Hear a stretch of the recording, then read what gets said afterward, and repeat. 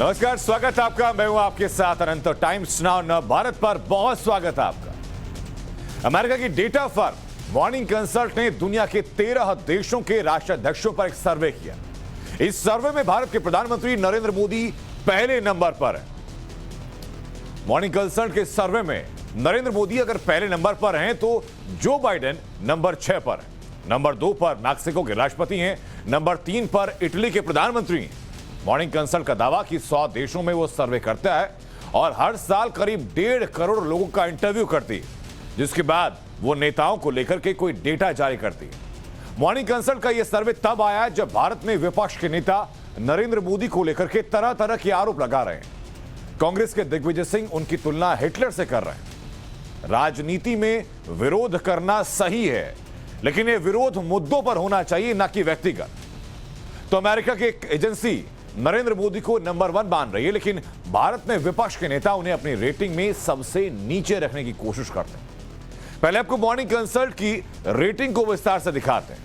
ये विस्तार से आप रेटिंग देखिए और रेटिंग के बाद आप तय कीजिए कि आखिरकार इस रेटिंग की पीछे की वजह क्या है, ये आपको बताएंगे। लेकिन रेटिंग के साथ साथ ये तय हो जाएगा कि विश्व में जो लगभग 100 देशों में सर्वे किया गया इस एजेंसी के द्वारा, उस सर्वे में क्या कहा गया आपको बताते हैं। देखिए, अमेरिकी डेटा फर्म ये है मॉर्निंग कंसल्ट की रेटिंग के मुताबिक नरेंद्र मोदी जो प्रधानमंत्री हैं भारत के, उनकी अप्रूवल रेटिंग 70%। राष्ट्रपति मैक्सिको लोपेज ओब्राडोर, उनकी रेटिंग 68%। मारियो दात्री प्रधानमंत्री इटली से, अप्रूवल रेटिंग उनकी लगभग 58%। एंजेला मर्केल जो कि चांसलर है जर्मनी की, उनकी अप्रूवल रेटिंग 54%। स्कॉट मॉरिसन प्रधानमंत्री ऑस्ट्रेलिया के, उनकी अप्रूवल रेटिंग है 47%। जो बाइडेन राष्ट्रपति अमेरिका के 6ठे नंबर पर, अप्रूवल रेटिंग 44%। उसके बाद जस्टिन ट्रूडो 7वें नंबर पर प्रधानमंत्री हैं कनाडा के, अप्रूवल रेटिंग उनकी 43%। फूमियो किशिदा प्रधानमंत्री जापान के, अप्रूवल रेटिंग 42%। मून जे इन राष्ट्रपति दक्षिण Korea, approval rating 41%। Boris Johnson प्रधानमंत्री ब्रिटेन से, अप्रूवल रेटिंग 40%। स्पेन के प्रधानमंत्री नेपेड्रा सांचेज, अप्रूवल रेटिंग 37%। फ्रांसीसी राष्ट्रपति इमैनुअल मैक्रों, अप्रूवल रेटिंग 36%। तो एक एक करके आपको ये उस विश्व के तमाम नेताओं के हम मार्किंग दिखा रहे हैं जिनको की एक रेटिंग दी गई है इस एजेंसी की तरफ से। और इसी एजेंसी ने अपनी इस रेटिंग में यह तय किया गया कि विश्व में अगर कोई सबसे पसंदीदा व्यक्ति है तो वो हैं भारतीय प्रधानमंत्री नरेंद्र मोदी। यानी विपक्ष जो देश में मानता है और जो ग्लोबल एजेंसीज मानती हैं, उन दोनों में जमीन आसमान का अंतर है। विपक्षी नेताओं को रेटिंग पसंद नहीं आ रही। कांग्रेस नेता उदित राज का कहना है कि ये रेटिंग मैनिपुलेटेड है। तो दूसरी ओर कांग्रेस नेता पवन खेड़ा कह रहे हैं कि ये सब नरेंद्र मोदी की छवि को बनाने के लिए किया जाने वाला काम है। पवन खेड़ा और उदित राज का बयान आपको सुनाए उससे पहले कांग्रेस के दिग्विजय सिंह का 2 दिन पुराना एक ट्वीट आपको दिखाते हैं, जो उन्होंने पीएम मोदी के लिए लिखा था और उनकी तुलना हिटलर से की। ये देखिए क्या कह रहे हैं। उन्होंने लिखा कि हिटलर प्रथम विश्व युद्ध में एक कॉर्पोरल था और उसने खुद को जर्मन सेना के कमांडर इन चीफ के रूप में घोषित किया। यदि पीएम मोदी को संसद में एक और कार्यकाल मिला और वो संविधान में बदलाव कर दें और खुद को देश का स्थायी प्रमुख यानी परमानेंट हेड ऑफ स्टेट घोषित कर दें, तो मुझे आश्चर्य नहीं होगा। ये दिग्विजय सिंह का ट्वीट है। अब आपको उदित राज और पवन खेड़ा को सुनाते हैं कि उन दोनों ने क्या कहा। अभी अमेरिका गए थे G20 कॉन्फ्रेंस में और एक लाइन मोदी जी के बारे में नहीं छपा और अमेरिका में। अब कौन सी एजेंसी है, तो एजेंसियां तो बहुत हैं और किस तरह से न्यूयॉर्क टाइम्स में का नकल करके, यानी उसको प्रोजेक्ट करके कि जैसे न्यूयॉर्क टाइम्स में और मोदी जी के बारे में यहाँ की वेबसाइट ने छापा कि जैसे न्यूयॉर्क टाइम्स में बहुत बढ़ा चढ़ा के छापा, बाद में लगा फ्रॉड है।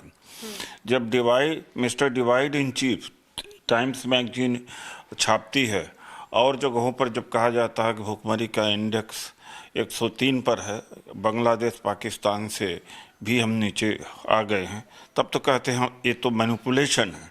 तो ये भी मैनिपुलेशन है। कोई पॉपुलैरिटी नहीं बढ़ी है और देश में कहते थे डंका बज रहा है मोदी जी का। कोवैक्सीन नाक रगड़ करके कल जा करके कोवैक्सीन को मान्यता मिली है, कोई नहीं मानता है। ये विदेश में जा कर के अपना ताली बजाते हैं और फोटो खिंचवाते हैं और इनको कोई मानता नहीं, सब इनको बहुत ही नॉन सीरियसली लेते हैं। सारे पड़ोस से संबंध खराब हो गया है। पेंटागन की रिपोर्ट की तुलना आप किसी ऐसी एजेंसी जिसका नाम मैंने अभी पहली बार सुना और शायद आखिरी बार सुना होगा से कैसे कर सकते हो? ये देखिए, यही बात साबित होती है भारतीय जनता पार्टी की। ये टिप्पणी से मालूम पड़ जाता है कि उन्हें छवि की चिंता है। भाई छवि अच्छी है, सीमाएं गई भाड़ में, ऐसे होता है। 2156 लोगों का आप सैंपल साइज लेकर प्रधानमंत्री को पूरे विश्व का सर्वश्रेष्ठ प्रधानमंत्री बता देंगे, उससे क्या अरुणाचल की सीमाएं सुरक्षित हो जाएंगी? ये एक मजाक बनाया जा रहा है इस देश की सीमाओं के साथ। इस छवि को लेकर आप करोगे क्या जब सीमाएं सुरक्षित नहीं होंगी? हमारे ये किसान हैं, इन्हीं के बच्चे जवान सीमाओं पर जाकर लड़ते हैं, शहीद होते हैं, उनको कैसे मुंह दिखाओगे आप? और पवन खेड़ा उस रेटिंग एजेंसी पर सवाल उठा रहे हैं जिसने नरेंद्र मोदी को नंबर 1 बताया। तो ऐसे में रेटिंग एजेंसी को लेकर के कुछ जानकारी हम दर्शकों को देना चाहते हैं कि आखिर अमेरिका की मॉर्निंग कंसल्ट एजेंसी क्या है और क्या काम करती है। इसकी स्थापना 2014 में हुई थी। पॉलिटिकल इंटेलिजेंस एजेंसी है। नेताओं को यह एजेंसी रेटिंग देती है, कई देशों के नेताओं से जुड़े सर्वे करती है, नेतृत्व क्षमता पर बात करती है, अर्थव्यवस्था पर बात करती है, भू राजनीति पर सर्वे करती है और हर साल लगभग 1.5 करोड़ लोगों से एजेंसी बात करती है। सालाना 100 से ज्यादा देशों में सर्वे करती है और उस सर्वे के बाद एक रिपोर्ट जारी करती है। उसी रिपोर्ट को जब जारी किया गया तो उसके बाद ये हंगामा मचना शुरू होगा, क्योंकि इसमें प्रधानमंत्री नरेंद्र मोदी को नंबर 1 पर स्थान दे दिया गया था। हालांकि एक जानकारी आपको और दे देते हैं कि इसी एजेंसी ने जून में भी एक रेटिंग जारी की थी जिसमें कि नरेंद्र मोदी की डिसअप्रूवल रेटिंग बहुत ज्यादा थी और अब जाकर के वो लगभग 38% कम भी हुई है। यानी जब जून में यही डिसअप्रूवल रेटिंग आई थी तब जिक्र करने वाला कोई नहीं था, आज नंबर 1 बता दिया गया तो सबको परेशानी हो रही है। तो आज की चर्चा की शुरुआत करते हैं और आज जो अहम सवाल राष्ट्रवाद में हमारे हैं वो आपको बताते हैं, जिन सवालों के ऊपर चर्चा होगी। सवाल है कि रेटिंग में मोदी को नंबर 1 बताया जा रहा है, लेकिन विपक्ष उन्हें हिटलर क्यों बोल रहा है? सवाल ये कि विदेश में मोदी पॉपुलर तो विपक्ष को क्या डर सता रहा है? सवाल ये कि विपक्ष मुद्दों से हार रहा है तो बदनाम करने के सहारे चल रहा है। और सवाल ये कि विपक्ष की लड़ाई मुद्दों पर है होनी चाहिए या पर्सनल होनी चाहिए। सवाल ये कि देश हो या दुनिया हो, मोदी के सामने विरोधी कहां टिक पाते हैं? इन्हीं तमाम सवालों को लेकर के जो खास मेहमान हमारे साथ जुड़ रहे हैं उनका तारुफ आपसे कराते हैं, चर्चा को आगे बढ़ाएंगे। सुधांशु त्रिवेदी हमारे साथ जुड़ रहे हैं, प्रवक्ता हैं बीजेपी से। आचार्य प्रमोद कृष्णम हमारे साथ जुड़ चुके हैं, नेता हैं कांग्रेस से। सपा की तरफ से हमारे साथ घनश्याम तिवारी जुड़ चुके हैं। कुछ ही देर में प्रोफेसर संगीत रागी हमारे साथ जुड़ेंगे और साथ ही साथ सबा नकवी वरिष्ठ पत्रकार हमारे साथ जुड़ चुके हैं। बहुत बहुत स्वागत आप सभी लोगों का। शुरुआत चूंकि विपक्ष की तरफ से सवाल उठाया गया और सबसे ज्यादा प्रतिक्रियाएं कांग्रेस की तरफ से सामने है, तो आचार्य प्रमोद कृष्णम में शुरुआत आपसे करना चाहूंगा। आपकी पहली प्रतिक्रिया और क्या कारण है कि इस रेटिंग को लेकर के इतना हंगामा किया जा रहा है?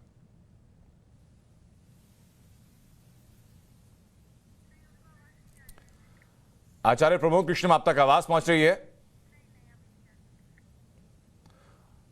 आप तो शायद मेरी आवाज नहीं पहुंच पा रही। घनश्याम तिवारी, मैं इसी सवाल के साथ आपके पास आ जाता हूं कि अगर एक रेटिंग एजेंसी रेटिंग जारी करती है, 100 देशों में सर्वे करती है और प्रधानमंत्री नरेंद्र मोदी को नंबर 1 बता देती है, तो इसमें हर्ज क्या है, परेशानी क्यों है? खुश होना चाहिए कि भारत के प्रधानमंत्री को यह दर्जा दिया गया। नमस्कार, की हार्दिक शुभकामनाएं। देखिए, 3 बातें मैं संक्षिप्त में कहूंगा। जैसे आज इकोनॉमिक टाइम्स आप ही का अखबार है, उसको उठा के देखता हूं तो पहले पन्ने पर इकोनॉमिक टाइम्स का पहला पन्ना है, ये उस रेटिंग एजेंसी की खबर नहीं छपी है। इसमें ये खबर छपी है कि China has built village in Arunachal, pentagon की रिपोर्ट है।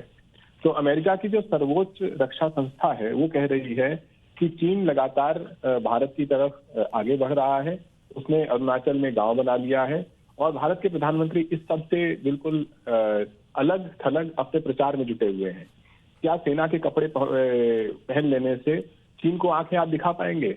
यही संस्था कहती है, पेंटागन कहता है कि किस तरीके से भारत चाइना के साथ डायलॉग में बहुत ज्यादा प्रोग्रेस नहीं कर पाया है, जो हमारे पास स्ट्रेटेजिक एडवांटेज था उससे भी हम एक तरीके से खो चुके हैं। जी। दूसरी बात, ये अब सभी को पता है, चाहे वो वैक्सीन की तस्वीर हो या पेट्रोल पंप पे तस्वीर हो या एयरपोर्ट पे तस्वीर हो, प्रधानमंत्री को अपना प्रचार करने में एक आनंद आता है। सवाल यह है कि क्या उस प्रधानमंत्री आनंद विभोर हो रहे हैं तो उससे देश प्रोग्रेस कर रहा है? चाहे वो महंगाई की स्थिति है, पेट्रोल डीजल की स्थिति है देश में बेरोजगारी की स्थिति है, या हमारी सीमाओं पर मजबूती की स्थिति है, या हमारी संस्थाओं की स्थिति है, जैसे पेगासस आप देख लीजिए, यहाँ सुप्रीम कोर्ट के सामने सरकार कटघरे में खड़ी है और सवाल सीधे प्रधानमंत्री और अमित शाह गृह मंत्री के ऊपर लगाया जा रहा है। तो ये दुख की बात है कि प्रधानमंत्री की प्रशंसा में आत्मविभोर होकर के हम इस चीज को न भूल जाएं कि देश वहीं का वहीं खड़ा है। घनश्याम तिवारी जी, मेरा सवाल दरअसल ये था कि अगर आपको मुद्दों पर घेरना है सरकार से, आप लाख सवाल पूछिए, लेकिन अगर कोई ग्लोबल एजेंसी प्रधानमंत्री को दर्जा देती है तो फिर व्यक्तिगत हमलों की जरूरत कहां होती है, क्यों होती है? मैं इसी सवाल के साथ वापस आपके पास लौटूंगा। बीजेपी की तरफ से सुधांशु त्रिवेदी हमारे साथ जुड़े हैं। सुधांशु जी, क्या वजह है कि विपक्ष को ये चीज हजम नहीं हो रही कि प्रधानमंत्री को नंबर 1 का दर्जा एक रेटिंग एजेंसी दे देती है? देखिए, कहावत होती है कि जैसी आपकी नजरें होती हैं आपको नजारा वैसा ही नजर आता है। अब क्योंकि विपक्ष की दृष्टि ही दोषपूर्ण है तो उन्हें हर चीज में दोष नजर आता है। यहां मैं कोई किसी रेटिंग एजेंसी के प्रवक्ता के रूप में नहीं बैठा हूं, परंतु एक बात कहना चाहता हूं, यदि किसी अंतर्राष्ट्रीय एजेंसी ने भारत के प्रधानमंत्री को विश्व के सबसे लोकप्रिय नेता के रूप में स्थापित किया तो यह हर भारतीय के लिए गर्व का विषय है। इसको लेकर किसी भी प्रकार का विवाद करने का क्या लाभ? और मैं दूसरी बात बताना चाहता हूं, ये लोग कब इस बात पे आरोप नहीं लगाए? याद करिए, मूडीज ने भारत की रेटिंग 2005 में कम की थी और 2018 में मूडीज ने दोबारा भारत की रेटिंग बढ़ाई। वो तो अंतर्राष्ट्रीय स्तर पे मान्यता प्राप्त बहुत पुरानी संस्था है, तब भी इन्होंने हल्ला मचाया। प्री कोविड एरा की बात कर रहा हूं। तो यहां समस्या क्या है कि इनको हर चीज में एक नकारात्मक चीज देखने की आवश्यकता। दूसरी बात, चलिए आप रेटिंग को छोड़ दीजिए, जितने सर्वेक्षण आते थे, आज से नहीं, मैं 2012-13 से बात कर रहा हूं, भारत के अंदर किसी मीडिया एजेंसी के द्वारा किए गए हो, किसी न्यूज चैनल के द्वारा, सब में मोदी जी टॉप पे आते थे, तो ये उसका विरोध करते थे। फिर जनता के जो वास्तविक सर्वेक्षण आए, यानी चुनाव परिणाम, वो हमारे पक्ष में आते चले गए, उस पर भी ये विरोध करते रहे, यहां तक कि ये कह दिए कि जनता को बरगला दिया गया है वगैरह वगैरह, इस तरह की बात। तो ये अपना करते रहे और चीजें आगे बढ़ती रहीं। तो इनके लिए तो बस एक पंक्ति कह के मैं बात समाप्त करूंगा, इन लोगों की आंखों में मोदी जी के लिए ईर्ष्याजन्य प्रतिशोध की भावना इतनी अधिक है कि इनकी आंखों में मोदिया बिंदु हो गया है। तो हर चीज में एक नकारात्मक चीज देखने की बात यह है, तो इनके लिए वही नस्ल लागू होती है, एक मिसल लागू होती है कि मरीजे नफरते मोदी पर लानत खुदा की और मर्ज बढ़ता गया जो जो दवा की। आप उनके लिए नफरत बढ़ाते रहे और मोदी जी की क्षमता, प्रभाव, लोकप्रियता और वैश्विक स्वीकार्यता निरंतर बढ़ती जा रही। ठीक है, सवाल रखिए, मैं जानना चाहूंगा कि इस चीज में ईर्ष्या का या बुराई का या कोई भी नकारात्मक चीजों का स्कोप कहां बसता है? अगर एक इंटरनेशनल रेटिंग एजेंसी आपके देश के प्रधानमंत्री के ऊपर कोई सर्वे करती है और उस सर्वे में वो नंबर 1 पाती है, राजनीति अपनी जगह है, लेकिन इंटरनेशनल रेटिंग को झुटलाना या उसे मैनिपुलेटिव बताना क्यों? मुझे पूरी उम्मीद है कि जब वो रेटिंग एजेंसीज, जो इससे ज्यादा नाम वाली एजेंसीज हैं, जिसमें हंगर इंडेक्स में हिंदुस्तान गिरा है या लोकतंत्र के इंडेक्स में हिंदुस्तान गिरा है, वो जानी पहचानी, तब भी आप मुझे बुला के एक बड़ा सा डिबेट करें। बिल्कुल, पहली बात ये। दूसरी बात, मैंने देख लिया, मैं अब मानती हूं कि देश में नेशनल लीडरशिप के लिए नरेंद्र मोदी आज भी सबसे पॉपुलर फिगर है। कोई ऑल्टरनेटिव ऑपोजिशन की तरफ से चेहरा दिखा भी नहीं है, तो वो है। लेकिन आप ये भी याद रखिए कि ये सर्वे में लिखा हुआ है, क्योंकि आपके गेस्ट रिलेशंस ने मुझे भेजा, उसमें 2000 लोगों से बात हुई है और वो भी लिखा है ओनली लिटरेट पीपल। हिंदुस्तान मतलब दलित, आदिवासी, हिंदुस्तान की आम गरीब जनता से बात नहीं हुई है। उसमें उन्होंने 70% पॉपुलैरिटी दिखा दी है। तो मुझे पता नहीं ट्विटर से हुआ है, ईमेल से हुआ है, कैसे हुआ ये पोल। तीसरी बात ये कि हिंदुस्तान की जनता, आप कह रहे हैं global most popular leader BJP, ठीक है, कोई सीरियसली तो लेगा नहीं, पॉपुलर तो है ही वो, लेकिन पॉपुलैरिटी आजकल गिर रही है।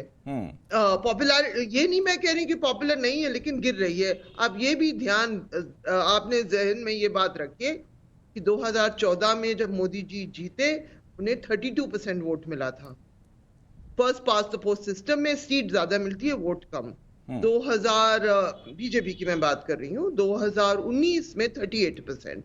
इस बीच में मतलब कि हिंदुस्तान की ज्यादातर जनता ने नहीं दिया भाजपा को वोट। ये होता है first pass the post system में। लेकिन आप बता रहे हैं ये एजेंसी चमत्कार दिखा रही है कि जब तेल, पेट्रोल सबके दाम बढ़ रहे हैं, अनएम्प्लॉयमेंट के लिए कुछ नहीं हुआ है, तब हमारे प्रधानमंत्री की पॉपुलैरिटी 70% तक पहुंच गई है। वाह, हम तो कुछ नहीं कह रहे। इसमें एक पॉइंट में और बता देता हूं मैम सबा नकवी जी, इसमें डिसअप्रूवल रेटिंग का ऑप्शन भी था। जब कोविड के बाद की हालात थी, जून में जो रेटिंग रिलीज हुई थी उसमें 84% डिसअप्रूवल लिस्ट भी थी उनकी, लेकिन इस लिस्ट में इस बार के सर्वे में लगभग 38% वो और गिरा है। यानी लोग जो पहले नकार रहे थे वो नकारना 38% और कम हुआ है। यानी कि जब लोगों को मुद्दा दिखाई पड़ा, लोगों के ऊपर जहन में सवाल उठे कि शायद कोविड के दौरान सरकार ने बहुत बेहतर शायद काम नहीं किया, तो तब डिसअप्रूव भी किया गया था। ठीक है, नहीं मुझे कुछ नहीं है। 2000 लोगों से बात की गई है भाई जनाब, वो भी लिखा हुआ है इसमें, एजेंसी खुद कह रही है। हाँ। आप मतलब इसमें दलित, आदिवासी, गरीब जनता है ही नहीं। 2000 लोग, मीडिया बहुत खुश हो रहे हैं, मोदी जी के लोग बहुत वाह करेंगे। और अब ये भी, अगर ये ट्विटर कैंपेन, बीजेपी की तो ट्रोल आर्मी तो सबसे बड़ी है, फिर भी मैं कहती हूँ मोदी जी अभी तक हिंदुस्तान के नेशनल लीडरशिप में सबसे पॉपुलर है। ठीक है, प्रोफेसर संगीत रागी कुछ कहना चाह रहे हैं, उसके बाद मैं लौटूंगा सुधांशु जी के पास। संगीत रागी साहब। हाँ, पहली बात तो मुझे ये कहना है कि संभवतः जो ये एजेंसी है इसने तालिबान को समर्थन करने वाले बुद्धिजीवियों से शायद सलाह नहीं लिया था। दूसरी बात, 2013 में फोर्ब्स पत्रिका में श्रीमती सोनिया गांधी का रेटिंग आया था। वो विश्व की तीसरी सबसे ताकतवर महिला के रूप में था। शायद कांग्रेस को ज्यादा पसंद है क्योंकि उस समय मनमोहन सिंह की रेटिंग जो थी वो 7 500 नीचे थी। अब कोई ये सवाल करे कि भारत में तो सोनिया गांधी को ऐसा कोई पावरफुल समझता ही नहीं था हम लोग, लेकिन वो कहां से रेटिंग खरीदी भाई? क्या कांग्रेस पार्टी ने और प्रमोद कृष्णन जी की पार्टी ने खरीद फरोख्त की थी क्या? अरे भाई, एक कंसिस्टेंसी है। आप जहां तक डेटा की बात करते हैं जी, तो ये डेटा ये विश्व के लोगों से बात करके की गई है। ये डेटा हर गांव शहर का ये डेटा नहीं है, ध्यान रखिएगा। तो स्वाभाविक है कि ऐसी जो एजेंसी जब रेटिंग्स करती है या इस प्रकार का सर्वे करती है तो उसमें रैंडम सैंपलिंग का प्रयोग करके वो अपने डेटा को लाते हैं और डिफरेंट कंट्रीज से उनका हो सकता है कहीं से 20 सैंपल साइज हो। ऐसा नहीं होता है कि सबा नकवी से पूछ लिया और घनश्याम तिवारी से पूछ लिया और जो है वो सुधांशु त्रिवेदी से और संगीत रागी से पूछ लिया, ऐसा नहीं होता है।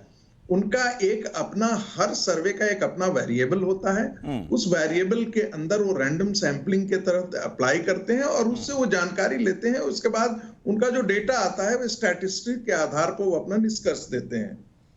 आप कह सकते हैं कि डेटा बहुत बड़ा नहीं था, रिप्रेजेंटेटिव डेटा नहीं हो सकता, ये बात तो समझ में आती है, लेकिन मेरा उसी पे सवाल है। जब कांग्रेस पार्टी की सरकार थी, यूपीए की सरकार थी, हर साल ऐसे रेटिंग्स आते थे। श्रीमती सोनिया गांधी जो है वो विश्व की सबसे ताकतवर महिला है, तीसरी ताकतवर महिला है। फोर्ब्स पत्रिका में उनका आया था। सर्वे पर अलग कोई सवाल उठा सकता है, लेकिन मेरा सवाल सर ये भी है कि अगर सर्वे इतना ही निकृष्ट माना जाए, इसको इतना ही नॉन रेलेवेंट मानते हैं, तो इस पर इतनी प्रतिक्रियाएं सामने क्यों आ रही हैं? आचार्य प्रमोद कृष्ण बताइए जरा। बस 10 सेकंड अपनी बात रख लूं। जी। 10। देखिए, नरेंद्र मोदी भारत में सबसे ज्यादा गाली दिए जाने वाले पॉलिटिशियन है। इतना कैरेक्टर असैसिनेशन और इतनी घृणा मुझे नहीं लगता है कि भारत के किसी भी प्रधानमंत्री या किसी भी नेता के खिलाफ ऐसा अभियान चलाया गया हो। जब से वो गुजरात के मुख्यमंत्री बने 2002 के बाद जो घटना घटी, उसके बाद से ये सारे लेख पड़े हैं। मजेदार बात यह है कि जब हम राजनीति में आते हैं और जब हम विश्लेषण करने लगते हैं तो क्या कोई सरकार अपने ही मुख्यमंत्री के खिलाफ अमेरिका में अभियान चलाया गया? ये भी कुकर्म तो कांग्रेस के और उनके समर्थन में जो रुदाली पीटने वाले पत्रकार थे वो भी तो उनके साथ थे। संगीत रागी जी, मैं वापस लौटूंगा। मैं चाहूंगा कि आचार्य प्रमोद कृष्ण बहुत वक्त बाद जुड़े हैं, वो चर्चा में आचार्य प्रमोद कृष्ण बताइए जरा कि ये व्यक्तिगत हमले की शुरुआत कहां से हो गई? अगर एक इंटरनेशनल रेटिंग एजेंसी कोई रेटिंग जारी करती है तो सीधा हिटलर बता देना या बोलना कि मैनिपुलेटेड सर्वे है। देखिए, नरेंद्र मोदी जी भारत के प्रधानमंत्री हैं। नरेंद्र मोदी जी किसी भी पार्टी के नेता हों, लेकिन वो देश को रिप्रेजेंट करते हैं, देश का लीडरशिप करते हैं, देश की लीडरशिप उनके हाथ में। भारत की परंपरा रही है कि हम लोग घर में हमारी कितनी भी बुरी हालत हो, कितना ही झगड़ा हो, कितना ही खस्ता हाल हो हमारा, लेकिन जब हम बाहर से लड़ते हैं बाहर वालों से, तो हम अपने परिवार के साथ, घर के साथ खड़े होते हैं। और जब देश विदेश के बीच में तुलना होती है तो हम देश के साथ खड़े हैं। मुझे खुशी है कि देश के प्रधानमंत्री की रेटिंग पूरी दुनिया में नंबर 1 आई, इसके लिए मैं बहुत खुश हूँ। लेकिन अब जरा सुधांशु जी से मैं कहना चाहता हूँ कि अब जरा घर के अंदर की बात कर लें। अगर अमेरिका, ब्रिटेन, फ्रांस, जर्मनी, चीन, इनकी तुलना होती है और हमारे देश के प्रधानमंत्री की लोकप्रियता ऊपर आती है तो मुझे तो खुशी है। मैं तो अपने देश के साथ। लेकिन सर दिग्विजय सिंह को तो खुशी नहीं है ना, वो तो कह रहे हैं कि वो हिटलर हैं। लेकिन पवन खेड़ा को खुशी नहीं है, वो कह रहे हैं कि भाई लोग नॉन सीरियस इनको लेते हैं, मैनिपुलेटेड सर्वे है। अब भाई मैं आचार्य प्रमोद कृष्णम बोल रहा हूँ, मेरी बात को मेरी लिया जाए। दिग्विजय सिंह जी वरिष्ठ नेता हैं, चीफ मिनिस्टर रहे हैं, उन्होंने जो कहा है उनकी बात पर उनसे सवाल किया जाए। आचार्य जी, अब वो पार्टी के लोग हैं तो पार्टी के तो किसी एक ही व्यक्ति को हम प्रतिनिधि के तौर पर आमंत्रित कर सकते हैं ना सर। कांग्रेस पार्टी एक डेमोक्रेटिक पार्टी है, उसमें अपने अपने व्यू रखने का सबको हक है। बीजेपी की तरह वहाँ डिक्टेटरशिप नहीं है। तो सर पार्टी का व्यू रखने के लिए कौन आएगा आचार्य जी? अगर सब लोग अपना व्यक्तिगत व्यू रखेंगे तो पार्टी का व्यू कौन रखेगा? आप दिग्विजय सिंह जी के व्यू को और आचार्य प्रमोद कृष्णम के व्यू को दोनों को लें, लेकिन आपकी ये तो जाकी रही भावना जैसी प्रभु मुहूर्त देखी तिल तैसी। आप मेरे व्यू को पार्टी का व्यू नहीं मान रहे हैं, आप दूसरे नेताओं के व्यू को पार्टी का व्यू, ये तो आपका फैसला। तो ये सर अगर आप ये क्लियर कर दें कि उनका व्यू पार्टी का व्यू नहीं है तो आगे से उनके व्यू को हम पार्टी का व्यू मानेंगे ही नहीं। आप भी डिक्लेयर कर दीजिए कि आचार्य प्रमोद कृष्णम जो पैनल पर बैठकर कहेंगे पार्टी का व्यू सिर्फ वो है। दिग्विजय सिंह क्या कहते हैं, उदित राज क्या कहते हैं, पवन खेड़ा क्या कहते हैं, हम नहीं बोलेंगे। कांग्रेस के जिस नेता का जो बयान है आप उसके बारे में उन्हीं से सवाल कर सकते हैं। मैं तो ये कह रहा हूं, मैं जो कह रहा हूं उसको मेरा व्यू माना जाए। अब आप इसको पार्टी का व्यू माने ना माने, आपका फैसला। मैं ये कहने वाला कौन हूं कि दिग्विजय सिंह जी का बयान जो है पार्टी का नहीं माना जाए, पवन खेड़ा का बयान मैं बड़े आदर के साथ कहूंगा आचार्य जी, उसके बाद मैं चलूंगा सुधांशु जी के पास कि आपको आमंत्रित इस शो पर इसलिए किया गया था कि आप आएंगे, कांग्रेस का व्यू रखेंगे और कांग्रेस के लोगों ने जो कहा है वो सही है गलत है उस पर पार्टी के पैमाने पर तोलकर क्या बताएंगे। सुधांशु जी आप अभी जवाब ना दीजिएगा, पहले मेरी बात को पूरा होने दीजिएगा। आपने मेरी बात को पूरा नहीं सुना। अच्छा ठीक है सर, आप अपनी बात पूरी कर लीजिए, उसके बाद चलूंगा सुधांशु जी के पास में। हाँ, सुधांशु जी तब तक नहीं बोलेंगे जब तक मैं अपना बयान कंप्लीट ना कर लूं। मैं ये कहना चाहता हूं, मेरा निवेदन ये है, मेरी बात को सुना जाए कि देश के प्रधानमंत्री की अगर कुछ तारीफ करता है, विदेशी वैक्सीन तारीफ करती है तो मुझे खुशी है, नंबर 1। नंबर 2, अगर देश के भीतर की बात है तो मैं सुधांशु जी से कहना चाहता हूं कि सुधांशु जी देश का बुरा हाल है। महंगाई, बेरोजगारी, लॉ एंड ऑर्डर, नफरत, मेमनत, कितनी बुरी हालत हमारी हो रही है। और आपकी सरकार ने एकदम अचानक 5-7 रुपया, 8 रुपया, 10 रुपया पेट्रोल पे जो डीजल पे कम किया, तो एकदम ये 40-40 पैसा बढ़ा रहे थे, एकदम कम किया। आपने भी ये महसूस किया कि महंगाई चरम सीमा पे, तभी आपने पेट्रोल और डीजल के रेट कम किए। ठीक है, थैंक यू वेरी मच, आपका धन्यवाद। लेकिन अब मैं आपसे जानना चाहता हूं कि देश में जो बेरोजगारी का आलम है, क्या वो उसको विदेशी लोग बताएंगे? हमें नहीं पता कि देश के अंदर। अब मैं यही सवाल लेकर सर आप ही का आचार्य सवाल लेकर मैं सुधांशु जी के पास जा रहा हूं कि देखिए मुद्दों पर घेरिए, सरकार से खूब सवाल पूछिए, विपक्ष का धर्म कहता है, लेकिन सीधा आक्रमण कर देना कि वो तो हिटलर है या आक्रमण कर देना किसी एजेंसी ने रेटिंग दे दी तो वो एकदम मैनिपुलेटेड है। सुधांशु जी इसके पीछे का राज क्या है फिर? देखिए पहले तो मैं कहना चाहूंगा कि आचार्य जी ने जो कहा कि वो उनका वक्तव्य है और दूसरे नेताओं का व्यक्ति उनका वक्तव्य है, तो संस्कृत की एक कहावत है, मुंडे मुंडे मतः विभिन्ना, यानी अलग अलग सर अलग अलग बातें। हिंदी में होता है जितने मुंह उतनी बातें। तो ये कांग्रेस पे पूर्णता चरितार्थ होती है, जो नेता मन में आता है जो भी बोल देता है फिर कह दिया जाता है ये तो उसका व्यक्तिगत मत है। अब दूसरी बात, उन्होंने एक अच्छी बात कही कि हमें बाहर का नहीं घर के अंदर का देखना चाहिए, मगर अब क्या बताएं, कांग्रेस के अघोषित राष्ट्रीय अध्यक्ष, निवर्तमान राष्ट्रीय अध्यक्ष, कहा जाता है घर की बात करिए सबसे ज्यादा विदेश में रहते हैं। अभी मीडिया में खबर थी कि कल ही वो सेंटर लगा के चंदन में जा बैठे हैं लंदन में, और हर दूसरे तीसरे महीने 2 महीने के बाद कहीं ना कहीं विदेश में ही रहते हैं। और फिर कहा जाता है विदेश नहीं देश की बातें करिए। चलिए ठीक है, अब मैं दूसरी बात कहता हूं, जो सभा ने कहा कि भाई रेटिंग एजेंसी की कार्य प्रणाली पर विचार करें, तो मैं पूछना चाहता हूं, ये हंगर इंडेक्स बनाने वाली जो एजेंसी है, इसने पिछले 1.5 साल तो कोविड में सारी इंटरनेशनल फ्लाइटें बंद, डोमेस्टिक फ्लाइटें बंद, तो सर्वे कौन सा किया, किस देश में जाके सर्वे किया? और जो लोग हंगर से जूझ रहे हैं वो इंटरनेट और मोबाइल पर तो उपलब्ध है नहीं, कि आपने फोन करके पूछ लिया कि हाँ जी आपको पेट नहीं भरा हुआ है, हाँ जी ठीक है पेट नहीं भरा हुआ, मैंने मान लिया। तो ऐसी संस्थाएं जो यूरोप के किसी छोटे से देश के कोने में बैठकर, जब पूरी दुनिया में फ्लाइटें बंद हैं, दुनिया में तमाम महीनों में लॉकडाउन लगा हुआ है, उनका कोई आदमी शहर दूसरा शहर गांव छोड़िए दूसरे शहर में भी जाने की स्थिति में नहीं है, मगर पूरा उन्होंने स्टैटिस्टिकल सर्वे दे दिया। जबकि हकीकत यह है कि भारत सरकार ने 80 करोड़ लोगों को पिछले 18-19 महीने से राशन उपलब्ध करा रही है। ये एक यथार्थ है जिसको जाकर कोई भी आज वेरीफाई कर सकता है। और भाई ऐसे ऐसे लोगों को क्या बताएं, बताइए श्रीलंका में चर्चों में धमाके हो गए, मगर किसी क्रिश्चियन ग्रुप का स्टेटमेंट नहीं आया कि उनके लिए बड़ा हो गया। दिल्ली में कुछ जगहों पर चोरी और सेंधमारी घटनाएं हुई जिसमें चुनौती से कह रहा हूं, ना एक भी व्यक्ति घायल हुआ, मतलब मृत्यु तो छोड़िए, ना एक भी व्यक्ति घायल है, ना हॉस्पिटलाइज, ना एक की भी मरहम पट्टी हुई है। और बयान ओबामा से लेकर बड़ी बड़ी अंतरराष्ट्रीय संस्थाओं का आ जाता है। तो इससे साफ समझ में आता है कि जो संस्थाएं हैं उनके साथ भी कहीं ना कहीं एक लॉबी लगी रहती है, और वो संस्थाओं की विश्वसनीयता जिनकी ये बात करती हैं वो कितनी थी, तो उन संस्थाओं में तो कहेंगे अरे बिल्कुल सही है, बिल्कुल सही है। भाई मैंने फिर कहा ना, जहां चर्च में धमाके हो गए वहां पे कुछ नहीं बयान, यहां पे 2 शीशे टूट गए तो पूरा बयान। लेकिन सुधांशु जी ऐसी सवाल तो पर विपक्ष सरकार के ऊपर उठा रहा है ना, कांग्रेस यही तो कह रही है कि पूरे आंकड़े जो हैं मैनिपुलेटेड हैं और मोदी के छवि को बेहतर करने के लिए ये सब मैनेज किया गया हो सकता है। इसलिए मैं कहना चाहता हूं आनंद जी एक छोटा सी टिप्पणी, मैं संगीत रागी जी आ रहा हूं सर आपके पास सीधा। मैनेज किया जाता है। हाँ सर वो भी तो यही कह रहे हैं ना सर जी, एक लाइन बोल दूं? जी जी सुधांशु जी बहुत अच्छी बातें आप कह रहे हैं, मैं बिल्कुल आपसे सहमत हूं कि लॉबीज जुड़ी रहती हैं।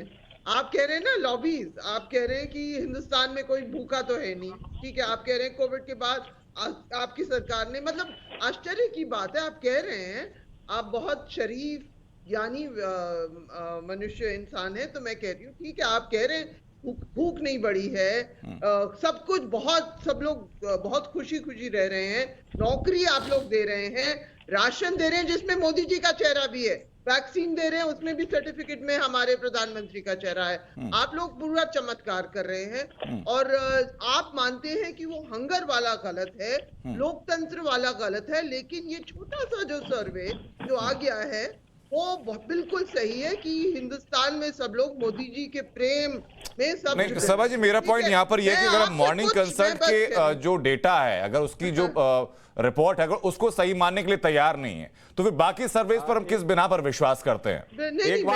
मैं लाइटली, मुझे कोई दुश्मनी नहीं है सुधांशु जी, एक बात मैं बस एक बात आ रहा हूँ, राशन में प्रधानमंत्री का चेहरा, उनके जन्मदिन के टाइम में मैंने पूरा पढ़ा, और वैक्सीन में प्रधाधानमंत्री का चेहरा, और हम कहते हैं थैंक यू मोदी जी हर चीज के लिए। ठीक है, ये चेहरे से भी दिक्कत है। सुधांशु जी कुछ कहना चाह रहे हैं, सभाजी माफ कीजिएगा, रुक रहा हूं आपको। सुधांशु जी उसका सीधा संगीत आगे आपके पास में आ रहा हूं सर।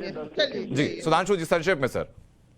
स्टेडियम में भी 2 लाइन बोलूंगा, ज्यादा नहीं बोलूंगा। जी पहली बात तो सभा जी ने जो बात कही, भारत में 6.5 लाख गांव हैं, ठीक है, तो जरा ये हंगर इंडेक्स वाले बता दें कितने हजार गांवों में गए थे और कितना बड़ा उन्होंने सर्वे किया था। दूसरा लाइन ये कहता हूं कि सभा जी को चेहरे पे आपत्ति है, प्रधानमंत्री का चेहरा है ना, नेशनल एडवाइजरी काउंसिल के चेयरमैन का चेहरा नहीं है, जो कैबिनेट रैंक का होता था। मतलब नेशनल एडवाइजरी काउंसिल की चेयरमैन सोनिया गांधी जी थी, वो कैबिनेट रैंक था और उनका ज्यादा बढ़कर चेहरा होता था प्रधानमंत्री से। तो जो चेहरे की बात करते हैं, उनके चेहरे किस तरह के रंग से रंगे हुए हैं ये पूरी भारत की जनता ने देखा है। इसीलिए कहते हैं चेहरे पे कई चेहरे लगा लेते हैं लोग, तो वो चेहरे से चेहरा छुपता नहीं है कि चेहरा सामने तो मनमोहन सिंह जी का है और असली चेहरा सोनिया गांधी जी का है। हमारे यहाँ नहीं है, एक ही चेहरा है स्पष्ट रूप से, जिसे जनता ने जनादेश दिया है, उसी चेहरे को आगे रख के जनादेश लिया है और उसी चेहरे को आगे रख के सरकार चल रही है। ठीक है सर। प्रोफेसर संगीता कुछ कहना चाह रहे हैं सर? देखिए मैं दो बातें बहुत संक्षेप कहूंगा। देखिए बातों में आचार्य प्रमोद कृष्णन जी ने ये बता दिया, कांग्रेस को बता दिया कि देखिए क्या कांग्रेस में गड़बड़ियां हैं कि भारतीय जनता पार्टी की सरकार ने डीजल और पेट्रोल को लेकर के एक्साइज ड्यूटी तो कम कर दिया, लेकिन अभी कांग्रेस पार्टी जो है वो वैट कम करने के लिए तैयार नहीं है। यानी ये कांग्रेस की अंदरूनी झगड़ा जो है वो प्रमोद कृष्णन जी ने ला करके टेलीविजन स्क्रीन पर रख दिया और आप इसकी तरफ ध्यान नहीं दिए। दूसरी बात, मुझे ऐसा लगता है कि जब ये लोग कहते हैं कि प्रधानमंत्री की जो तस्वीर आ रही है, जिस देश में गांधी परिवार का एक शौचालय छोड़ दिया जाए तो सारी योजनाएं पर गांधी परिवार स्थापित हो, चाहे वो स्टेडियम हो, स्टेडियम का बहुत बड़े खिलाड़ी थे, चाहे वो स्टेडियम हो, चाहे वो एयरपोर्ट हो, चाहे वो गली हो, चाहे वो मोहल्ला हो, चाहे वो शहर हो, चाहे वो रोड हो, चाहे वो कोई और बड़ी योजना हो, ऐसी चीजों के बारे में जो लोग खिलाफत आज तक नहीं करते थे, जो बुद्धिजीवी लोग, अब नरेंद्र मोदी जी को उनकी इससे परेशानी होने लगी है कि जो प्रधानमंत्री की जो योजनाएं हैं उसमें प्रधानमंत्री की तस्वीर चली जा रही है। वो व्यक्ति के नाते नहीं जा रही है, वो प्रधानमंत्री के नाते जा रही है। ये ध्यान रखिएगा, यहाँ तो व्यक्तियों के नाते यहाँ पर व्यक्तियों के नाते उनकी योजनाएं शुरू की जाती हैं, प्रधानमंत्री के नाते नहीं, व्यक्तियों के नाते। श्रीमती सोनिया गांधी का कौन सा योगदान था भाई, कौन सी वो पोजीशन थी? लेकिन कई ऐसी चीजें जो हैं वो अपरोक्ष तौर पर काम करती रही हैं, उसके बारे में तो कभी जिक्र नहीं किया जाता है। मुझे लगता है कि देश के प्रधानमंत्री हैं, देश के प्रधानमंत्री की यदि छवि बाहर है तो ये सिर्फ हमारे और आपके ये कहने से नहीं है, दुनिया में लोग कह रहे हैं साहब। सैंपल साइज को लेकर के सवाल उठाया जाता है, लेकिन आप ये भी माने कि सैंपल साइज भले ही छोटा हो, लेकिन सैंपल साइज में लोगों ने बहुतायत यही कहा है ना, तभी तो सर्वे का रिजल्ट ये आया है। घनश्याम तिवारी, में दो चीजें जानना चाहूंगा सर। पहली बात तो ये कि क्या कांग्रेस की तर्ज पर तो ऐसा नहीं होगा कि घनश्याम तिवारी ये कहें कि भाई मेरा व्यक्तिगत बयान है, पार्टी का स्टैंड नहीं है, ये पहले साफ कर दीजिएगा। और दूसरा ये सर कि अगर किसी एजेंसी के द्वारा पीएम मोदी की तारीफें की जाती हैं तो उन पर व्यक्तिगत हमला कर देना कहां तक औचित्य आपको लगता है इस चीज का? राजनीति है, विपक्ष का धर्म निभाते हुए आप मुद्दों पर खूब सवाल पूछिए। दो बातें कहूंगा। इस कार्यक्रम का नाम है राष्ट्रवाद जी। इस कार्यक्रम में भारतीय जनता पार्टी के प्रवक्ता डॉक्टर सुधांशु त्रिवेदी हैं, जो लंबे समय से राजनाथ सिंह जी के साथ काम करते रहे हैं। लेकिन शुरुआत में जो मैंने बात कही, जो आपकी ही अखबार में फ्रंट पेज पे लिखा हुआ है, एक शब्द, एक टिप्पणी न संगीत रागी ने की, ना आपने की, ना सुधांशु त्रिवेदी जी ने की कि पेंटागन की जो रिपोर्ट आई है चाइना को लेकर के, एक टिप्पणी नहीं। उसके पीछे वजह है सर, मैं वो वजह स्पष्ट कर देता हूं, फिर आप अपनी बातें पूरी कर लीजिएगा। जिस दिन हम ये आंतरिक सुरक्षा को लेकर के, उस सीमा सुरक्षा को लेकर के डिबेट करेंगे, आप सादर आमंत्रित रहेंगे, उस वक्त आप सारे वो सवाल पूछिएगा। मुझे बात पूरी करने दीजिए जी। देखिए, मैं ये कह रहा हूँ, ये हमारे भारतीय जनता पार्टी द्वारा देश की राजनीति में ये खोखलापन है कि हम प्रधानमंत्री जी के लिए ताली थाली बजाएं, बत्तियां जलाएं, फॉरेन सर्विस डिस्कस करें। इसी अखबार में, जिस अखबार में ये लिखा है, उसमें लिखा है यूएस में बहुत अच्छी जॉब ग्रोथ हुई है। ये इंडियन एक्सप्रेस भी कहता है यूएस में बहुत अच्छी जॉब ग्रोथ हुई है। बैंगलोर का थिंक टैंक है पब्लिक अफेयर्स सेंटर्स इंडेक्स, वो कहता है उत्तर प्रदेश देश का सबसे पिछड़ी राज्य है, 3 दिन पहले आया है। भारतीय जनता पार्टी को पता है कि प्रधानमंत्री जी के आसपास भारतीय जनता पार्टी की एक कीर्तन मंडली है। देश का सत्यानाश हो जाए लेकिन उस कीर्तन मंडली को सिर्फ प्रधानमंत्री की वाहवाही करनी है। अगर भारतीय जनता पार्टी का प्रवक्ता इस बात पर जवाब नहीं देता कि चाइना क्यों हमारे अरुणाचल प्रदेश में गांव में बैठा हुआ है और प्रधानमंत्री अपनी ताली थाली की कीर्तन मंडली बजा रहे हैं, हम उनका फॉरेन सर्वे डिस्कस कर रहे हैं। घनश्याम तिवारी जी, मैं वापस स्पष्ट कर देता हूं सर कि जिस भी चर्चा में हम लोग बात करेंगे सीमा सुरक्षाओं की या इंटरनेशनल पॉलिसीज की, आप सादर आमंत्रित रहेंगे। हर कोई बाध्य होगा आपके ऐसे सवालों का जवाब देने के लिए। आज का जो विषय वो कुछ अलग है, इसलिए मैं बार बार सवाल को टाल रहा हूं। फिलहाल क्या है कि प्रधानमंत्री के लिए ताली थाली बजाई जाए, विषय ये नहीं है। आप ताली थाली बजाइए ना बजाइए, आपका व्यक्तिगत प्रोग्रेटिव हो सकता है सर। मेरा कहना यह है कि एजेंसी की रेटिंग पर हिटलर करार दे दिया जाना और ये कहना कि एजेंसी की रेटिंग मैनेज है।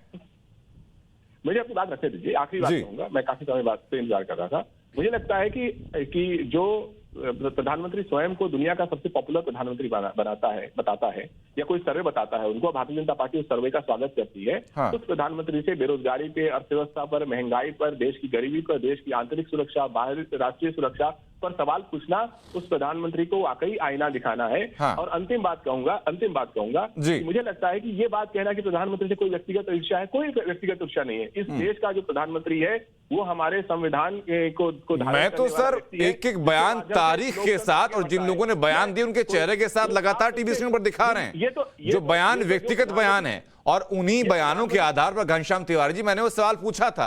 पर मैं वापस हटूं उससे पहले जो लोग कह रहे हैं, ये जो बड़ा एक बहुतायत कमेंट दिया जा रहा है कि बीजेपी अपनी छवि सुधारने के लिए सब कह रही है, लेकिन इसी को लेकर के ब्रिटेन के जो पीएम है उन्होंने क्या कहा है वो एक बार सुनवा देते हैं, चर्चा पर हम लोग वापस लौट रहे हैं। We unite across the whole planet to tackle climate change. And there's one guy who particularly understands how to do that and who shares that agenda and who understands that a single hour of sunshine provides enough energy to power the whole earth for a year. You know that, to power all human activity on earth, I should say, for a year. The one man who understands that so well and who's achieved absolutely extraordinary things in his own country of India is the Prime Minister of India. And ladies and gentlemen, excellencies, there is one sun, one world, one grid, one Narendra Modi. Boris Johnson क्या कह रहे हैं ये दर्शकों को हमने सुनाया। अब संक्षेप में आचार्य प्रमोद कृष्ण बताइए जरा कि यह क्या बोरिस जॉनसन को भी मैनेज किया गया क्या, या बीजेपी के लोग वहां गए थे कि भाई आपको ऐसा बयान देना है? ये तो पॉपुलैरिटी मानेंगे सर कि नहीं मानेंगे? देखिए अनंत जी, भारत के प्रधानमंत्री का रिपोर्ट कार्ड भारत की जनता के द्वारा तय होगा। भारत की जनता तय करेगी कि भारत का प्रधानमंत्री फेल है या पास, लोकप्रिय है या अलोकप्रिय है। इसलिए भारत के प्रधानमंत्री की प्रशंसा करने के लिए ना तो इंग्लैंड के प्राइम मिनिस्टर की जरूरत है, ना अमेरिका की मैगजीन की जरूरत है, ना फ्रांस के किसी। सर जनता को जब जब मौका मिलता है लोकतंत्र के महापर्व में हिस्सा लेकर के जनता बता देती है कि किस पार्टी को भरोसा किस पार्टी पर नहीं है। कोई पार्टी अगर हाशिए पर जा रही है तो वो भी जनता ने बताया क्यों जा रही है। कोई पार्टी अगर सबसे बड़ी पार्टी बन रही है तो वो भी जनता तय कर रही है। अनंत जी, आपका दायित्व बनता है कि बहस कराएं। अनंत जी, आप ना तो आरएसएस के प्रवक्ता को टोकते हैं, ना बीजेपी के प्रवक्ता को टोकते हैं। आप हम लोगों को बोलने नहीं देते हैं। आप या तो ये बात करें ना कि आप भी एक पार्टी हैं क्या? मैं कोई पार्टी नहीं हूं सर। देखिए मेरा काम सिर्फ ये है कि चर्चा को मैं ट्रैक पर रखूं और आपके जितने वैलिड मुद्दे हैं, जितने वैलिड सवाल हैं, सारे वो सवाल पूछें और आपको उनका जवाब मिले। अनंत त्यागी जी, आप बात नहीं सुनना चाहते हैं, आप सिर्फ प्रधानमंत्री की प्रशंसा सुनना चाहते हैं तो मैं भी कर दूंगा। भारत का प्रधानमंत्री महान है। मैं सर आचार्य जी आपके सामने अपनी बात में दोहरा देता हूं कि मैं चाहता क्या हूं, क्या मेरी मंशा, उसके बाद मैं तफसील से फिर आपकी बात सुनूंगा। सर मेरा मंशा सिर्फ ये है कि आप मुद्दों पर सवाल कीजिए, खूब कीजिए, सरकार को घेरिए। हमारे बोलो बोलो खुश हो जाओ और बोलो और क्या बोलूं, लेकिन मेरी बात तो सुनिएगा। नहीं तो ये अभी सुनना चाहते हैं। अब आपने इतना कुछ बोलते बता दीजिए कि पार्टी का स्टैंड है कि आपका स्टैंड है। सुनना ही नहीं चाहते हैं, आप सुनना नहीं चाहते हैं। आपने जो बोला सर वो पार्टी का स्टैंड है कि आपका अपना स्टैंड है? सुनना नहीं चाहते हैं। अरे अनंत त्यागी जी, आप छोड़िए ना इन बातों को, मुझे आप वो मत सिखाइएगा क्या बोलना है। मैं कह रहा हूं मैं सिखा नहीं रहा हूं सर, मैं तो पूछ रहा हूं आपसे, मैं तो जिज्ञासु हूं उस मामले में। सुनिए आप सुनना नहीं चाहते हैं और ये इस देश का दुर्भाग्य है कि इस देश की मीडिया गुलाम हो चुकी है, सच सुनना नहीं चाहती है। आप एक तरफा बात करते हैं। मैं आपके चैनल पर आचार्य प्रमोद कृष्णम जी देखिए बहुत ईमानदारी के साथ कहूंगा सर, ये सबसे खोखला वाक्य और सबसे सुलभ वाक्य होता है कि जो अपनी बातों को टालने के लिए कोई भी टैगलाइन किसी को दे दी जाती है। बीच में हमसे बहस करते हैं, ये कौन सा तरीका भाई? अगर बीजेपी का प्रवक्ता हमसे बहस करे ये तो ठीक है। मैं तो सर बहस कर ही नहीं रहा आपसे आचार्य प्रमोद कृष्णम जी, मैं तो एक कोशिश कर रहा हूँ कि आप मेरा एक सवाल सुन लें। ड्यूटी है कि भाजपा के प्रवक्ता से जो मैं सवाल पूछूं, भाजपा आचार्य प्रमोद कृष्णम जी मैं तो कोशिश कर रहा हूँ कि आप मेरा एक सवाल सुन लें सर। जवाब देने आप तो सवाल ही सुनने को राजी नहीं है मेरा सर। पहले मेरे सवाल से पहले बीच में कूदते हैं, ये कौन सा तरीका भाई? आचार्य मैं कह रहा हूं चलो मैं मोदी जी की प्रशंसा करना चाहता हूं, करूं, आप खुश हो जाएंगे। चलिए सर आप जिसकी प्रशंसा करना चाहते हैं, जिसकी बुराई करना चाहते हैं, व्यक्तिगत अधिकार आपका है। मैं तो सिर्फ आपसे एक सवाल करना चाहता हूं, अगर आप सवाल सुनने के इच्छुक हैं तो ठीक है सर, वरना मोनोलॉग तो चलेगा नहीं। महान पत्रकार हैं आप, इस देश के महान पत्रकार हैं, आप करिए पत्रकारिता, आपको बधाई। आप मोदी जी की प्रशंसा करिए, बधाई। आप सुधांशु जी को मत टोकिए, बधाई। आप देश की वास्तविक स्थिति को से अवगत अगर कोई कराना चाहे। अच्छा ठीक है सर, प्रमोद कृष्ण जी एक काम करते हैं सर, मैं सवाल ही नहीं पूछता, 30 सेकंड में आपको देता हूं, आपको जो बोलना है बोल लीजिए सर आप। हाँ बस दे दीजिएगा। हाँ बताइए सर, आपकी 30 सेकंड शुरू हो गए सर, बता दीजिए। अनंत जी मैं कहना चाहता हूं, पहली बात देश की जनता तय करेगी कि देश के प्रधानमंत्री की कितनी लोकप्रियता है। देश की समस्याओं का समाधान करने के लिए नरेंद्र मोदी जी को मैंडेट दिया था। आज ये नौबत आ गई है कि देश की जनता क्या कह रही है, देश की जनता का दर्द क्या है, उसके बिना आप जर्मन की बात कर रहे हैं, फ्रांस की बात कर रहे हैं, अमेरिका की बात कर रहे हैं, बोरिस जॉनसन की बात कर रहे हैं कि दुनिया के तमाम देश कह रहे हैं मोदी लोकप्रिय, हमें खुशी है, लेकिन देश की जनता मोदी जी को लोकप्रिय मानती है मगर सक्सेस नहीं मानती, सफल नहीं मानती सुधांशु जी। और आपने तो केदारनाथ का सत्यानाश किया भाई। केदारनाथ के अंदर आपने कल जो काम किया है वो तो धर्म के विरुद्ध काम किया है। आपने गुप्त साधना की जगह, गुप्त दर्शन की जगह वहां तमाम लाइव टेलीकास्ट कराया। कौन से धर्म के साथ के किस पन्ने पे लिखा हुआ है कि केदारनाथ भगवान का दर्शन होगा? अंदर किशन जी पूरी 30 सेकंड आपको दिए सर वक्त देख करके। अब मैं बिना आपसे सवाल पूछे मैं सीधा आपके सवालों को लेकर सुधांशु जी के पास जा रहा हूं सर। सुधांशु जी खुद जवाब दें इस बारे में। हाँ, देखिए मैं इन्होंने बहुत सारी बातें कही हैं, तो मैं पहले इनके अंतिम वाक्य से शुरू करता हूं। अरे भाई आप तो बात कर रहे हैं, कल तो राहुल गांधी ने ट्वीट कर दिया कि गोवर्धन पर्वत के नीचे तो भगवान कृष्ण ने सभी धर्म मजहब वालों को स्थान दिया था। अरे कौन सा धर्म मजहब था भाई? कृष्ण भगवान जी के जमाने में तो दुनिया में एक ही धर्म था। तो अद्वितीय ज्ञान से अभिभूत जो आपकी पार्टी का नेतृत्व है उसकी हम क्या बराबरी कर सकते हैं? दूसरी बात, अभी दिखाया गया कि British prime minister Boris Johnson ने क्या बोला मोदी जी के लिए। और याद करिए ये वही हिंदुस्तान है जहां भारत के प्रधानमंत्री डॉक्टर मनमोहन सिंह 2005 में गए थे इंग्लैंड, ऑक्सफोर्ड में ऑनरेरी डिग्री लेते समय, शायद उसमें गॉर्डन ब्राउन थे प्राइम मिनिस्टर। उनके सामने क्या बोले? अरे ब्रिटिश रूल बहुत अच्छा था, हम आपसे बहुत कुछ सीखे थे। एक वो थे, एक ये हैं।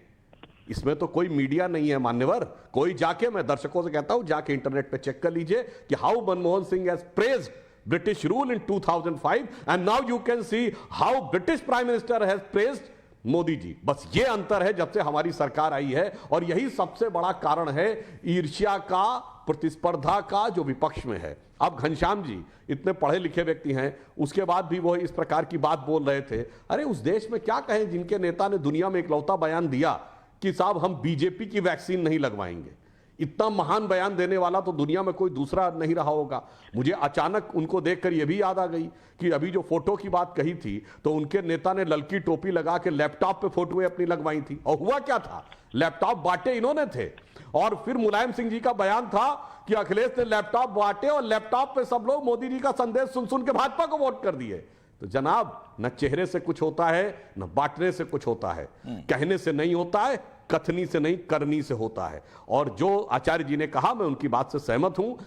प्रदेश देश की जनता आज मोदी जी के साथ है तो वह कृतित्व देखकर, ये बात तो मान रहे हैं कि जनता साथ है, लेकिन वो कह रहे हैं कि छुट्टी नहीं ली, जनता मोदी जी को सक्सेसफुल मानती है। आचार्य संक्षेप में बात कीजिएगा, उसके बाद चलूंगा बाकी वालों के पास, ताकि आप शिकायत न करेंगे आपकी बातें सुनी नहीं गई। और कृतित्व देश ने देखा है। आचार्य जी, आज सुधांशु जी वो व्यक्तित्व की बात, कृतित्व की बात बहुत ठीक है, बड़ी अच्छी लग रही है सुनने में और कहने में, लेकिन क्या देश की जनता जब अपने सवालों का जवाब मोदी जी से चाहेगी तो क्या आप जर्मन और फ्रांस और अमेरिका की इस मैगजीन का सर्वे उसके सामने प्रस्तुत करेंगे? देश की जनता जानती है कि वो पीड़ा में है। देश की जनता ये जानती है कि देश के तमाम जो हमारी संपदा है उसको गिरवी रखा जा रहा है, बेचा जा रहा है। जो 50 सालों में, 60 सालों में, 70 सालों में देश के नेताओं ने अर्जित किया था उसे लीज पे दिया जा रहा है, उसे बेचा जा रहा है। ये देश की जनता जानती है और आप भी जानते हैं, आपकी सरकार जानती है। गिरवी क्या रखा गया सर? आचार्य जी ये भी बता दीजिए साथ में। पेट्रोल की कीमत कम करो, डीजल की कीमत कम करो। गिरवी क्या क्या रखा गया आचार्य जी, ये बता दीजिए जरा एक बार। नहीं, सुधांशु जी मुझे बताइए, आपने डीजल की कीमत कम की, ओके, क्यों कम की? क्योंकि वो ज्यादा थी। आचार्य प्रमोद कृष्ण जी, आप फिर बोलेंगे सर, मैं टोक रहा हूं आपको। मैं आप ही की बात को चाहता हूं कि आप ही आगे बढ़ा दें कि आपने कहा कि देश की संपदा को गिरवी रखा गया, गिरवी क्या क्या और कहां रखा गया, जरा बता दीजिए एक बार दर्शकों को। हाँ, मैं सुधांशु जी से ये कह रहा हूँ कि ये जो हम तो बड़े जब बचपन में सुना करते थे साहब, हमारी जो रेल है वो सबसे बड़ी है। आपने रेल तक का सौदा, जहाज का सौदा और तमाम दुनिया भर की जो Bharat petroleum central electronic limited जो हमारी गोल्ड माइन मानी जाती थी वो आपने प्राइवेट सेक्टर को दे दी। तो फिर देश के अंदर जो बेरोजगारी है इसको ये दूर कैसे होगी? कोई प्लान है आपके पास में? देश के अंदर जो आचार्य प्रमोद कृष्ण जी, माफ कीजिएगा मैं फिर रोकूंगा आपको सर। ये इकोनॉमी को लेकर के चर्चा नहीं है, ये इंटरनेशनल सिक्योरिटी को लेकर के, बॉर्डर सिक्योरिटी को लेकर के चर्चा नहीं है। ये सिर्फ चर्चा इस बात की है कि अगर पीएम को पॉपुलर कहा जाता है तो उसके ऊपर फिर विवाद क्यों होता है। घनश्याम जी, मैं सीधा आपके पास आ रहा हूं। बोरिस जॉनसन का जवाब आपने सुना सर, अब वहां तो आप ये नहीं कहेंगे ना कि एक देश के बोरिस जॉनसन को जाकर के खरीद दिया गया या उनको मैनेज कर लिया गया, वो तो ईमानदार टिप्पणी होगी ना सर। जब चुनाव होगा 2024 में तो वोट जर्मन और इंग्लैंड की जनता नहीं डालेगी, देश की जनता डालेगी। 14 से डाली तो रही है सर, आपको पता है कहां पहुंच गए हैं। 3 जगह सरकारें, 3 जगह वहां सर फुटबॉल की नौबत है। इंग्लैंड वालों से मांगेंगे, उस पर भी चर्चा हम लोग कर लेंगे। घनश्याम जी का वक्त है सर, उनको बोलने दीजिए। देखिए, एक देश के रूप में कई बार हमें ये राष्ट्रीय चैनल है, हमें सतर्क रहना चाहिए। बोरिस जॉनसन जिस कॉन्फ्रेंस में बोल रहे थे, उस कॉन्फ्रेंस में भारत और दुनिया भर के डेवलपिंग कंट्रीज से ये मांग की जा रही थी कि क्लाइमेट चेंज पे जो अमीर देश है, डेवलप्ड कंट्रीज हैं, वो जितनी रियायत दे रहे हैं उससे ज्यादा रियायत दी जाए। ये भारत को पछाड़ने का एक तरीका था जिसमें भारत के प्रधानमंत्री की तारीफ की जा रही थी। इस बात को यदि आप नहीं समझेंगे, सुधांशु जी नहीं समझेंगे और संगीत रागी नहीं समझेंगे, और हम अपने प्रधानमंत्री की वाहवाही जो कि भारत को पछाड़ने के लिए की जा रही है उसमें ताली बजाएंगे, तो हम वही ताली और थाली वाली बात करेंगे जिससे हम कोरोना को हराने की कोशिश कर रहे थे। ये जो तारीफ की जा रही थी, अगर आप उन अखबारों को पढ़ेंगे कि भारत से क्लाइमेट चेंज में क्या डिमांड किया जा रहा है और डेवलपिंग कंट्रीज डेवलप्ड नेशन से क्या डिमांड कर रहे हैं, तब आपको समझ में आएगा कि इस तरह की झूठी तारीफ क्यों की जा रही है। दूसरी बात कि मुझे आज भी अभी भी इस बात का आश्चर्य है कि सुधांशु जी ने तमाम बातों पे जवाब दिया। वो कहते रहे कि समाजवादी पार्टी कैसे सवाल पूछ सकती है, लेकिन ये नहीं बताया कि चाइना हमारे देश में गांव क्यों बना रहा है। जब प्रधानमंत्री जी 18 घनश्याम तिवारी जी, देखिए मैं फिर उसी बात को करूंगा प्रधानमंत्री कि जब भी हम लोग नेशनल सिक्योरिटी को लेकर के बात करेंगे, चर्चा करेंगे, उस पर आप आमंत्रित रहेंगे, आप खूब सवाल पूछिएगा सर। मैं आज की तारीख में सिर्फ पॉपुलैरिटी को लेकर के जो सवाल उठाए गए, रेटिंग एजेंसी की क्षमता को लेकर जो सवाल उठाए जा रहे हैं, उन तमाम मुद्दों को लेकर के जिक्र कर रहा हूं। मैं वापस लौटूंगा आपके पास, वक्त कम है सर। छोटा सा कमेंट संगीत आगे से मैं चाहूंगा सर, वो कुछ बोले, वो कुछ बोलना चाह रहे हैं। मैं आ रहा हूं, मैं वापस आपके पास आ जाऊंगा तिवारी जी। देखिए पूरे विमर्श में घनश्याम तिवारी जी ने पॉपुलैरिटी को लेकर के, मुझे लगता था कि वो पढ़े लिखे व्यक्ति हैं, वो इस ढंग से नेता की तरह बयानबाजी नहीं करेंगे। जो आप महंगाई, ये तमाम सारी चीजें जो है वो उन मुद्दों को आप गिना सकते हैं। और जहां तक आचार्य जी ने कहा, आचार्य जी ये मत भूलिए कि उस पॉपुलैरिटी का पैमाना 2019 में भी हुआ था और आपके नेता वहां पर कहीं नहीं थे। नरेंद्र मोदी जी की पॉपुलैरिटी उस समय भी के कोविड टाइम्स में भी एक ढंग से वो उनमें गिरावट नहीं आई। तो ये एक बड़ा प्रमाण है कि उस व्यक्तित्व में लोगों की आस्था बनी हुई है। नीतियां हो सकती हैं गलत हो, लेकिन जो नीयत है, आज भी लोगों का, जनता का विश्वास है कि ये प्रधानमंत्री, इस देश का इससे बेहतर प्रधानमंत्री मिल नहीं सकता। और देश प्रकार, आप कहते हैं सुरक्षा की बात, अरे साहब कांग्रेस के जमाने में तो रोड नहीं बनाए जाते थे। मेरे बहुत सारे मित्र हैं जो आज के दिन में एडिशनल सेक्रेटरी वगैरह डिफेंस मिनिस्ट्री में रह चुके हैं। वो कहते थे कि कांग्रेस रोड इसलिए नहीं बनाती थी क्योंकि उनको डर लगता था कि चाइना की फौज हमारे तरफ जल्दी नहीं आ जाए। और आज हमारा इंफ्रास्ट्रक्चर पिछले 7 साल में इतना है कि हम 2 फ्रंट वॉर लड़ने की बात कर रहे हैं जी। अब कहां है? हालांकि इसी मामले को लेकर आचार्य प्रमोद कृष्णन ने भी कहा, संगीत रागी जी भी, कि 2024 में जनता फैसला सुनाती है कि बिल्कुल जनता का अधिकार ये है। 2014 से लेकर के जो नतीजा है, हमने देखा कि किस पार्टी पर विश्वास जताएगा, किस पर नहीं जताएगा, जनता का अधिकार है, उसको तय करने दीजिए। आज की जो चर्चा हमारी थी उसमें सिर्फ यही था कि पीएम मोदी की अगर तारीफें की जाती हैं, उनको विश्व में एक पॉपुलर लीडर के तौर पर नंबर 1 की रैंक दी जाती है, तो विपक्ष को इससे क्या परेशानी होती है। उन्हीं तमाम लोगों को लेकर के हमने चर्चा की। बहुत बहुत शुक्रिया आप तमाम लोगों का हम तो जुड़ने के लिए, चर्चा का हिस्सा बनने के लिए। राष्ट्रवाद में एक ब्रेक ले रुक रहे हैं, जल्द वापस लौट रहे हैं।